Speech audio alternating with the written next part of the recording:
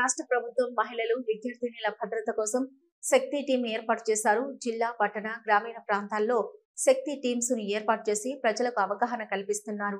నంద్యాల పట్టణంలో జిల్లా ఎస్పీ ఆదేశాల మేరకు 2 శక్తి టీమ్స్ ప్రజలకు అవగాహన కల్పించేందుకు పెద్ద ఎత్తున ర్యాలీ నిర్వహించారు. ఈ సందర్భంగా శక్తి టీం సభ్యులు మాట్లాడుతూ రాష్ట్రంలో ఎక్కడ ఒక చోట మహిళలపై అఘాయిత్యాలు, దాడులు జరుగుతున్నాయని అన్నారు. ప్రభుత్వం మహిళల భద్రత కోసం శక్తి టీమ్స్ ఏర్పాటు చేసింది అన్నారు. విద్యార్థులకు సెలవులు కావడంతో వారి భద్రత కోసం ప్రభుత్వం పలు చర్యలకు శ్రీకారం చుట్టిందని అన్నారు. వేసవికాలం పిల్లలను ఇంట్లో పెట్టి తల్లిదండ్రులు పనులకు వెళ్తారని అన్నారు. ప్రస్తుత సమాజంలో పిల్లలు అధికంగా సెల్ ఫోన్లకు అతుక్కుపోతున్నారని పేర్కొన్నారు. పేదలు జీవించే ప్రదేశాల్లో వారి భద్రత కల్పించేందుకు శక్తి టీం పనిచేస్తుందని అన్నారు. మహిళలు, విద్యార్థినీలు ఏ సమస్య వచ్చినా శక్తి టీం కు సమాచారం అందించాలని అన్నారు. ప్రతి ఒక్కరూ శక్తి టీం యాప్ డౌన్లోడ్ చేసుకోవాలని కోరారు. సమస్య వచ్చినప్పుడు ధైర్యంగా శక్తి టీం కు సమాచారం ఇవ్వాలని కోరారు. పట్టణ, గ్రామీణ ప్రాంతాల్లో సమస్యలు ఉంటే ముందస్తుగా తెలియజేయాలని అన్నారు.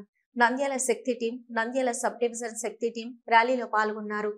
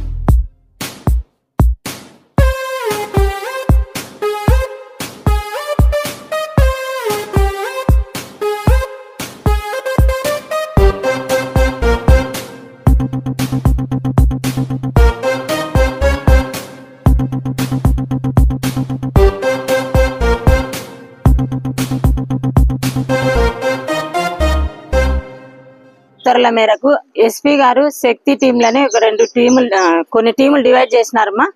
ఆ విధంగా ఈరోజు నంద్యాల హెడ్ క్వార్టర్ శక్తి టీం అని ఒకటి, సబ్ డివిజన్ శక్తి టీం 2 టీములు కలిసి స్పెషల్ డ్రైవ్ ఇట్లా స్లమ్ ఏరియాలలో నిర్వహిస్తున్నామమ్మా ఎస్పీ గారి ఆదేశాల మేరకు.